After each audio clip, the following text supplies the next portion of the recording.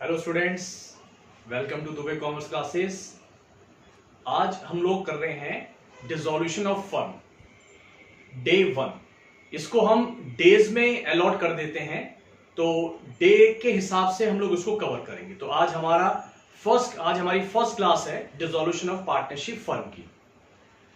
Partnership के जितने भी चैप्टर्स हैं, fundamental, valuation of goodwill, change in profit sharing ratio, admission, retirement, death, उन सबसे आसान chapter dissolution of partnership firm ही है। तो अब जो हम करने जा रहे हैं पार्टनरशिप सीरीज का सबसे आसान चैप्टर, ठीक है। बस आपको थोड़ा सा शुरू की 2 क्लासेस आपको बहुत ध्यान से समझनी है, जिसमें कंसेप्ट आपको मैं डिलीवर करूंगा। उसके बाद कुछ क्लासेस में हम क्वेश्चंस करके देखेंगे, ठीक है। तो ध्यान से सुनिएगा जो जो चीजें मैं आपके साथ शेयर करूंगा। अगर हम बात करें कि फर्म डिसॉल्व हो रही है, डिसॉल्व होने का मतलब क्या होता है? फर्म को बंद कर रहे हैं, हम बिजनेस बंद कर रहे हैं। अब जरा सोच के देखो, अगर आप लोग भी किसी बिजनेस में इन्वॉल्व हो और वो बिजनेस आज बंद करने जा रहे हो, तो आप क्या करोगे? बिल्कुल प्रैक्टिकली सोच के देखो, आप क्या करोगे? आप सबसे पहले जो बिजनेस में एसेट्स होंगी, आप उनको सेल करोगे। उससे जो आपकी जेब में पैसे आएंगे, क्या करोगे उन पैसे का? जो आपके पास लायबिलिटीज खड़ी हुई हैं, मतलब जिनको आपको पेमेंट करना है, क्रेडिटर्स हैं, बिल्स पेबल है, बैंक लोन है, तो जिनसे आपने पैसे उधार ले रखे हैं, उन पैसों से आप उनकी पेमेंट करना स्टार्ट कर दोगे। और उसके बाद अगर आपके पास पैसे बच जाएंगे तो पार्टनर्स उस पैसे को अपने घर ले जाएंगे। राइट? क्या करा हमने? एसेट्स को बेचा जो हमारे पास थी, लायबिलिटीज की पेमेंट करी, और उसके बाद जो बचेगा वो फिर हम पार्टनर्स आपस में घर ले जाएंगे। ठीक है, ये होता है डिसॉल्यूशन ऑफ पार्टनरशिप फर्म। बच्चों, उसमें 2 बातें ध्यान रखना, 2 टर्म आती हैं। एक तो होता है डिसॉल्यूशन ऑफ पार्टनरशिप फर्म और एक होता है डिसॉल्यूशन ऑफ पार्टनरशिप। मैंने बोला डिसॉल्यूशन ऑफ पार्टनरशिप फर्म और एक होता है डिसॉल्यूशन ऑफ पार्टनरशिप। दोनों में क्या डिफरेंस है? देखो, डिसॉल्यूशन ऑफ पार्टनरशिप का मतलब होता है change in the deed due to any reason. Deed में किसी भी वजह से चेंज हो जाना, उसे बोलते हैं पार्टनरशिप का डिसॉल्व हो जाना। वैसे इसको हम रिकॉन्स्टिट्यूशन ऑफ पार्टनरशिप फर्म भी बोलते थे, पार्टनरशिप फर्म का दोबारा बनना। समझने की कोशिश करो। मान लो ए और बी पार्टनर हैं, सी नया पार्टनर है, क्या होगा? अब जो ए और बी के बीच में एग्रीमेंट था, वो एग्रीमेंट कैंसिल हो जाएगा। अब एग्रीमेंट किस किस के बीच में बनेगा? ए, बी और सी, यानी कि डीड दोबारा लिखी जाएगी एडमिशन के टाइम पे। तो हम क्या बोलेंगे? पुरानी पार्टनरशिप डिसॉल्व हो गई, खत्म हो गई, और उसकी जगह नई पार्टनरशिप आ गई। राइट? लेकिन बिजनेस चल रहा है, बिजनेस बंद नहीं हुआ, बिजनेस कंटिन्यूएशन में ही है। अब सोच के देखो, ए, बी, सी, डी, सपोज 4 पार्टनर्स हैं, उसमें डी रिटायर हो जाता है। अब क्या होगा? तो जो ए, बी, सी, डी के बीच में एग्रीमेंट था, अब वो एग्रीमेंट कैंसिल हो जाएगा। अब किस किस के बीच में नया एग्रीमेंट बनेगा? ए, बी, सी, यानी कि डीड में फिर चेंज हो गया रिटायरमेंट की वजह से। तो क्या होगा? यहां फिर से पार्टनरशिप डिसॉल्व हो गई। किस किस के बीच में? ए, बी, सी, डी के बीच में। और किसके बीच में नई पार्टनरशिप बन गई? ए, बी, सी के बीच में बन गई। लेकिन ध्यान रखना, बिजनेस कंटिन्यूएशन में चल रहा है, बिजनेस चल रहा है, बिजनेस बंद नहीं हुआ है। तो एक बात समझ में आ रही है कि जब पार्टनरशिप डिसॉल्व होती है, इट मींस बिजनेस बंद नहीं होता, ये पूरी पॉसिबिलिटी होती है। लेकिन अगर डिसॉल्यूशन ऑफ फर्म है, यानी कि बिजनेस बंद हो गया, जब बिजनेस ही बंद हो गया तो पार्टनरशिप काहे बात की? किस बात की पार्टनरशिप है? तो इसका मतलब है अगर फर्म डिसॉल्व होती है, पार्टनरशिप अपने आप ही डिसॉल्व हो जाएगी। लेकिन अगर पार्टनरशिप डिसॉल्व होती है, इसका मतलब ये बिल्कुल नहीं है कि फर्म भी डिसॉल्व हो रही है। मेरी बात समझ में आई? तो दोनों में ब्रॉडर टर्म अगर देखें तो क्या है? डिसॉल्यूशन ऑफ पार्टनरशिप फर्म बंद तो पार्टनरशिप भी बंद।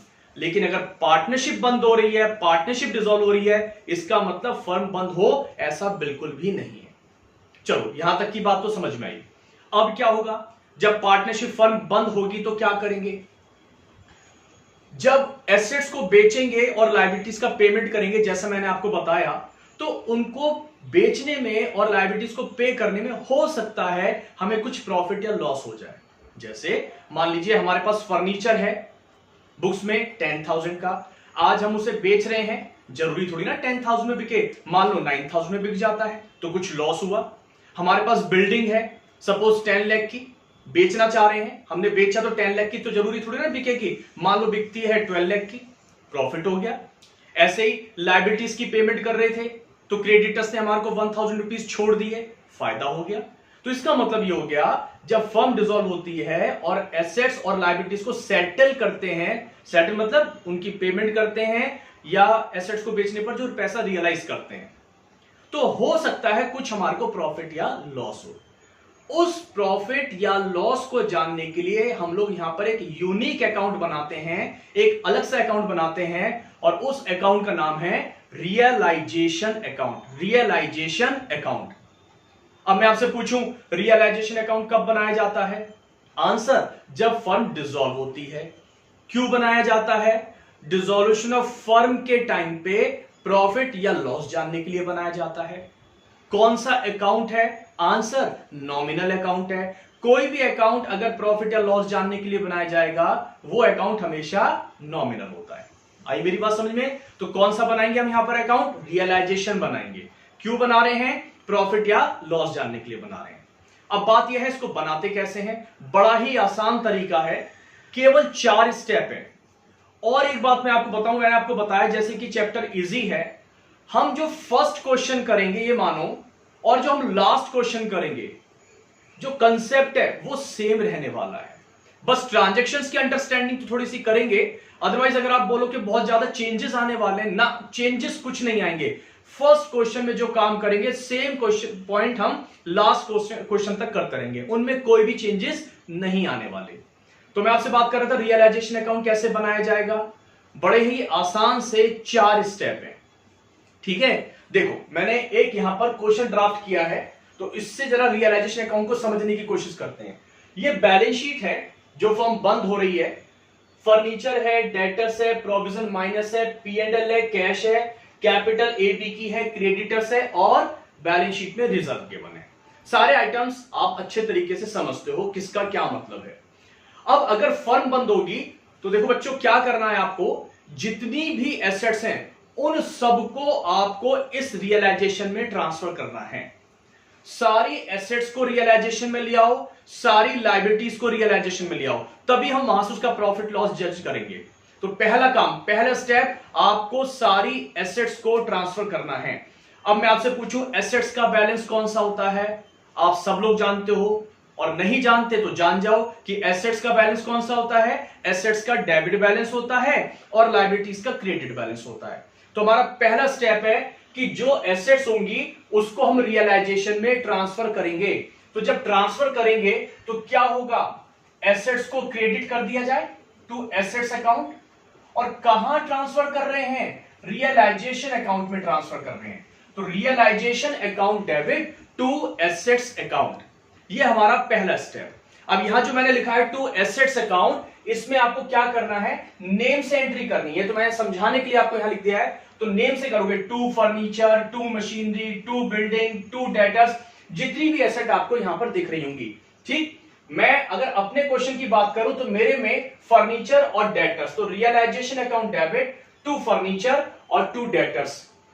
कुछ बच्चे सोच रहे होंगे सर P&L और कैश अकाउंट भी तो है। हाँ बिल्कुल है, मैंने बोला सारी एसेट्स और सारी लायबिलिटीज को ट्रांसफर करना है, सिवाय किनको नहीं करना, ध्यान देना, किसको नहीं करना, ये मैंने लिख दिया, नॉट टू ट्रांसफर, किसको नहीं करना है, रिलेटेड टू कैपिटल अकाउंट, जो चीजें कैपिटल अकाउंट से रिलेटेड है, मतलब पार्टनर्स का कैपिटल अकाउंट, और कोई अनडिस्ट्रीब्यूटेड प्रॉफिट या लॉस हो, मतलब प्रॉफिट लॉस, और अगर रिजर्व बैलेंस शीट में तो उसे मत ट्रांसफर करना, क्योंकि वो कहां जाते हैं, वो पार्टनर्स कैपिटल में जाते हैं। तो यहां पर रिलेटेड टू कैपिटल का मतलब क्या हो गया, कैपिटल अकाउंट मत ट्रांसफर करना, और प्रॉफिट लॉस और रिजर्व ट्रांसफर मत करना। बात समझ में आई? सेकंड, पार्टनर का अगर लोन है तो वो रियलाइजेशन में ट्रांसफर आप नहीं करोगे, वो भी पार्टनर से रिलेटेड हो गया ना, तो उसको हम डील अलग तरीके से करेंगे, आगे की क्लासेस में समझेंगे इस बात को। और एक तीसरा है कैश एंड बैंक अकाउंट अगर है तो इसको ट्रांसफर आप नहीं करोगे, इसके अलावा सारी चीजें ट्रांसफर करो। तो अब यहां पर अगर हम करेंगे तो एसेट के नाम पे फर्नीचर और डेटर्स है, प्रोविजन माइनस करके दे रखा है, इट मींस इसका क्रेडिट बैलेंस होता है। तो तो अब अगर मैं रियलाइजेशन में करूं तो हम यहां जब लिखेंगे तो टू फर्नीचर कितना 20,000, टू डेटर्स 11,000।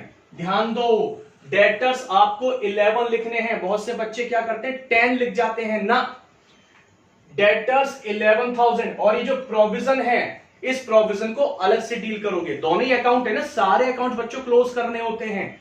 और एक तरीके से अगर आप देखो तो मैंने जब यहां फर्नीचर ट्रांसफर कर दिया, यानी कि फर्नीचर यहां से कहां चला गया रियलाइजेशन में, तो फर्नीचर को आप यहां से हटा दो। फर्नीचर यहां से कहां चला गया, ये यहां पर रियलाइजेशन में आ गया।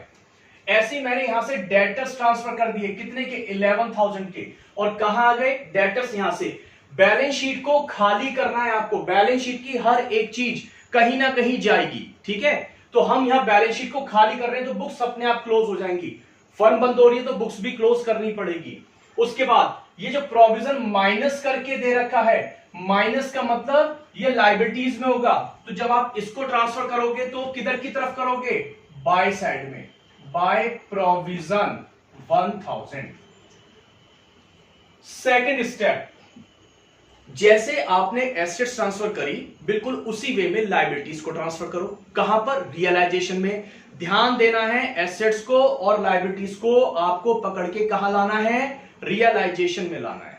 एसेट्स का डेबिट बैलेंस था, ट्रांसफर किया, क्रेडिट कर दिया। लायबिलिटीज का बैलेंस कौन सा होता है, क्रेडिट होता है, ट्रांसफर करेंगे तो डेबिट। तो यहां पर liabilities account debit to realisation account. कहां ट्रांसफर कर रहे हो, रियलाइजेशन में।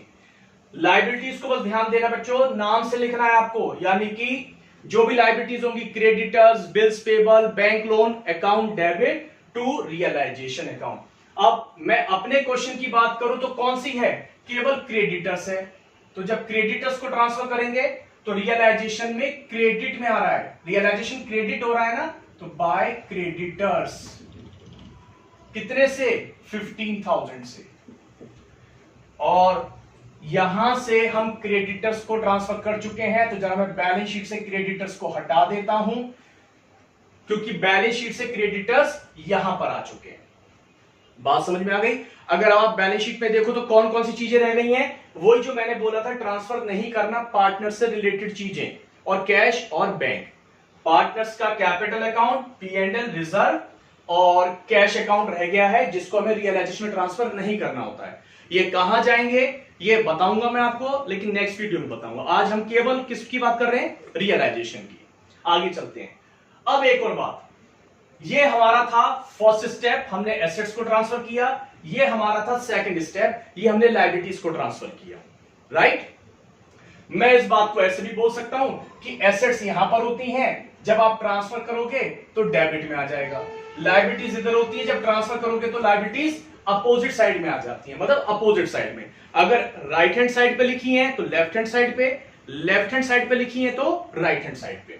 तो एसेट्स 2 में ट्रांसफर हो गई और लायबिलिटीज बाय में ट्रांसफर हो गई। लॉजिक ये रहा, क्यों ऐसा हमने किया। एसेट्स को ट्रांसफर करते हैं तो रियलाइजेशन डेबिट होता है, इसलिए डेबिट में एसेट आती हैं।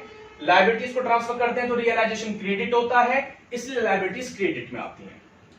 अब अगर मैं आपसे पूछूं, जरा ध्यान से सुनना मेरी बात, अगर मैं आपसे पूछूं कि एसेट्स और लायबिलिटीज की बुक वैल्यू कितनी है। बुक वैल्यू का मतलब होता है जो वैल्यू बुक में यानी कि बैलेंस शीट में लिखी हुई है। बताओ एसेट और लायबिलिटीज की बुक वैल्यू कितनी है। आप ध्यान से देखो, हमने जब यहां फर्नीचर और डेटर्स और ये प्रोविजन क्रेडिटर्स ट्रांसफर कर दिए तो बुक में से इनकी वैल्यू खत्म हो चुकी है ही कहां, ट्रांसफर कर तो दिया। तो एक बात का खास ध्यान रखना है, जैसे एसेट्स और लायबिलिटीज को आप रियलाइजेशन अकाउंट में ट्रांसफर करोगे, यानी कि स्टेप 1 और स्टेप 2, तो हमारी एसेट्स और लायबिलिटीज स्वाहा। रियलाइजेशन अकाउंट पहले 2 स्टेप में एक तरह से हवन कुंड का काम कर रहा है। एसेट्स ट्रांसफर करी, एसेट्स स्वाहा। एसेट्स नाम की अब कोई चीज हमारे पास नहीं है, क्योंकि एसेट्स आप देखो यहां से खत्म हो चुकी हैं। कहां गई थी वो, रियलाइजेशन में। एसेट्स कैंसिल हो तो गई, डेबिट थी कैंसिल कर तो दिया आपने क्रेडिट, तो बुक वैल्यू 0 फिजिकली हमारे पास है, लेकिन बुक में उनकी वैल्यू 0 हो चुकी है। सेम वे में अगर कोई मुझसे पूछे क्रेडिटर्स की बुक वैल्यू बताओ, मैं कहूंगा क्रेडिटर्स की बुक वैल्यू 0 हो चुकी है, राइट। अब क्या होगा, हम इनका सेटलमेंट करेंगे। सेटलमेंट का मतलब होता है एसेट्स को बेचेंगे और लायबिलिटीज की पेमेंट करेंगे। अब अगर एसेट्स को बेच रहे हैं, आप एक बात का ध्यान रखना, फिर से एसेट का सेटलमेंट इस चैप्टर में हम लोग प्रॉफिट मान के चलेंगे, और प्रॉफिट क्रेडिट किया जाता है, और प्रॉफिट और लॉस का नाम क्या है यहां पर, रियलाइजेशन। एसेट चाहे 1 रुपए में क्यों ना बिक रही हो, आप उसे प्रॉफिट मानना। लायबिलिटीज 1 रुपए की क्यों ना पे कर रहे हो, आप उसे नुकसान मानना। तो एसेट का सेटलमेंट प्रॉफिट और लायबिलिटीज का सेटलमेंट लॉस मान के चलेंगे, बस और कुछ नहीं करना। अब देखो जैसे कैसे, एसेट्स को जब बेचेंगे मैंने बोला प्रॉफिट, और प्रॉफिट किधर की तरफ आएगा, बाय साइड में आएगा। और यहां पर ध्यान रखना, या तो कैश नाम यूज करोगे या फिर आप पार्टनर्स कैपिटल यूज करोगे, या तो कैश यूज करोगे या पार्टनर्स कैपिटल। मतलब अगर मैं इसकी एंट्री बनाऊं तो कैश या फिर partners capital account debit to फायदा, टू रियलाइजेशन। अगर एसेट हमने बाहर वालों को बेची तो कैश अकाउंट डेबिट, पैसे आ गए, टू फायदा हो गया, फायदे का नाम रियलाइजेशन है। और अगर सपोज कोई पार्टनर कहता है ये एसेट आप मुझे दे दो, मेरे काम की है, तो ठीक है हम पार्टनर को दे देते हैं। हम कौन, हम फर्म के बिहाफ पे बात करते हैं। तो जब पार्टनर को देंगे तो पार्टनर से पैसे लेंगे, और पैसे कैसे लेंगे, उसका कैपिटल अकाउंट कम कर देंगे, उसके कैपिटल से चार्ज कर लेंगे। तो partners capital account debit to फायदा, टू रियलाइजेशन। अब देखो अगर मैं यहां पर देखूं तो बाय साइड में या तो कैश लिखोगे या बाय पार्टनर का नाम लिखोगे। मान लो क्वेश्चन में बोलता है कि फर्नीचर 18,000 में बिक गया, फर्नीचर है 20 का, वो कह रहा है फर्नीचर 18,000 में, furniture was sold for rupees 18,000, या वैल्यू ऑफ फर्नीचर रियलाइज मतलब पैसे मिल गए, कितने, 18,000। फायदा हुआ, नुकसान हुआ। देखो प्राइमा फेसी अगर हम लोग देखें, शुरुआत में देखें तो लग रहा है लॉस हो गया, 20 का फर्नीचर 18 में बेचा है तो 2,000 का लॉस हो गया। लेकिन अभी अभी मैंने आपको बात बताई, इस चैप्टर में एक कसम खा लो, गांठ बांध लो बात, क्या फायदा किसे बोलोगे, अगर एसेट का सेटलमेंट हो रहा है, और लॉस किसे बोलोगे, अगर लायबिलिटीज का सेटलमेंट हो रहा है। सेटलमेंट मतलब लायबिलिटीज की पेमेंट हो रही है और एसेट से पैसे मिल रहे हैं, चाहे 1 रुपया मिले या 1 रुपया गया। अब मैंने बोला फर्नीचर 18,000 में सेल हो गया, बताओ फायदा हुआ या नुकसान हुआ। आंसर, फर्नीचर की बात हो रही है, एसेट की बात हो रही है, पैसे आ रहे हैं, पैसे आ रहे हैं तो फायदा। तो किस नाम से लिखेंगे, बाय कैश अकाउंट, कितने से, 18,000 से। अब अगर आप ध्यान दो तो जो इसका 2,000 का लॉस है वो अकाउंट अपने आप एडजस्ट कर रहा है। 20 का फर्नीचर यहां लिखा, उसकी सेल वैल्यू 18,000 यहां लिखी, 2,000 से डेबिट साइड हैवी हो चुकी है, लॉस अपने आप रिकॉर्ड हो रहा है। तो इंडिविजुअल प्रॉफिट लॉस आपको नहीं सोचना, बस आप क्या सोचो, प्रॉफिट किसे बोल रहा हूं, मैं बार बार बोल रहा हूं, अगर एसेट सेल होगी तो प्रॉफिट, और लायबिलिटीज का सेटलमेंट होगा तो लॉस। तो यहां पर अगर पार्टनर लेके जाता है, मान लो कहते हैं कि डेटर्स को पार्टनर ले लिया, बी ने ले लिया कि ठीक है डेटर्स का कलेक्शन मैं कर लूंगा, तो यहां पर क्या नाम आ जाएगा, बाय बीस कैपिटल अकाउंट, और डेटर्स का जो भी कलेक्शन की बात हुई होगी, जितने में भी वो ले रहा होगा, सपोज वो कहता है 9,000 में मैं कलेक्ट कर लूंगा, आप मुझे दे दो, यानी कि डेटर्स से 9,000 मिलेंगे और बी ने बोला ये पैसे मैं ले लूंगा डेटर्स से, ठीक है। तो एंट्री हमने क्या बना दी, 20 कैपिटल अकाउंट डेबिट टू फायदा, कितने, 9,000 से, क्योंकि पैसे मिल रहे हैं। ये हमारा थर्ड स्टेप हो गया। Fourth and last step, liabilities का सेटलमेंट हो रहा है। बताओ फायदा या नुकसान लायबिलिटीज का सेटलमेंट, लायबिलिटीज नुकसान, और नुकसानों को क्या करते हैं, डेबिट, नुकसान का नाम रियलाइजेशन, और क्या दे रहे हो आप, पैसे दोगे, और अगर कोई पार्टनर पे कर देता है तो पार्टनर का नाम लिखेंगे, रियलाइजेशन टू कैश और पार्टनर्स कैपिटल अकाउंट। अगर किसी लायबिलिटी की पेमेंट पार्टनर ने कर दी तो ये पैसा हम उसको कंपनसेट करेंगे, रिम्बर्स करेंगे, तो उसका कैपिटल अकाउंट इंक्रीज, और जब कैपिटल अकाउंट इंक्रीज होता है तो कैपिटल को क्रेडिट करते हैं। तो entry realisation account debit to cash अगर पेमेंट की जा रही है, और टू पार्टनर्स कैपिटल अकाउंट। इसको अगर मैं यहां लिखूं तो लॉस कैसे लिखना है, टू कैश या फिर to partners capital account, right. जैसे मान लीजिए क्रेडिटर्स है, क्रेडिटर्स की पेमेंट 14,000 में कर दी गई, तो टू कैश अकाउंट 14,000। और अगर ये कहते हैं कि क्रेडिटर्स की पेमेंट ए ने कर दी, तो यहां पर टू एस कैपिटल के नाम से आ जाएगा। बस एक बात मैं फिर बोल रहा हूं, आप मेरी इस बात को ध्यान रखना, टोटल 4 स्टेप थे। पहला स्टेप हमने एसेट्स को ट्रांसफर किया, दूसरा स्टेप हमने लायबिलिटीज को ट्रांसफर किया, थर्ड स्टेप एसेट का सेटलमेंट बाय कैश या बाय पार्टनर के नाम से, लायबिलिटी का सेटलमेंट टू कैश या टू पार्टनर के नाम से। पहले और दूसरे स्टेप यानी कि ट्रांसफर के बाद ध्यान रखना है एसेट्स और लायबिलिटीज हमारी स्वाहा। कहीं पर भी जब सेटलमेंट करोगे, कहीं पर भी किसी एसेट और लायबिलिटी का नाम मत लिख देना। क्यों? क्योंकि है ही कहां, बुक वैल्यू 0 हो चुकी है। क्या एंट्री बन रही है अगर आप देखो, या तो कैश टू रियलाइजेशन, फायदा हो रहा है, एसेट बिक रही है, या रियलाइजेशन टू कैश अगर लायबिलिटी का सेटलमेंट हो रहा है। इन दो एंट्रीज का ही घुमाव चल रहा है, कैश टू रियलाइजेशन या रियलाइजेशन टू कैश। बस कहीं कहीं पर कैश की जगह पार्टनर का नाम आ जाएगा अगर पार्टनर उस चीज को डील कर रहा है, राइट। तो इस तरीके से हमारा रियलाइजेशन अकाउंट कंप्लीट, इसका प्रॉफिट या लॉस निकालेंगे जो पार्टनर्स में डिस्ट्रीब्यूट करेंगे। तो आज की वीडियो के लिए बच्चों इतना ही। एक बार आप इसको अच्छे से समझना। अगर ये वीडियो आपको पसंद आया तो इसको लाइक और शेयर जरूर करना। और कोई भी अगर आपके डाउट्स होते हैं तो आप डाउट्स मेरे पर्सनल व्हाट्सएप नंबर पे लिख सकते हो। मेरा नंबर 98, मैं लिख देता हूं यहां पर, 9811295139। तो आप मुझे पर्सनली भी व्हाट्सएप कर दोगे तो मैं आपको उसका आंसर दे दूंगा, रिप्लाई कर दूंगा मैं। ठीक है, मिलते हैं नेक्स्ट वीडियो में, कंटिन्यू करेंगे। Thank you.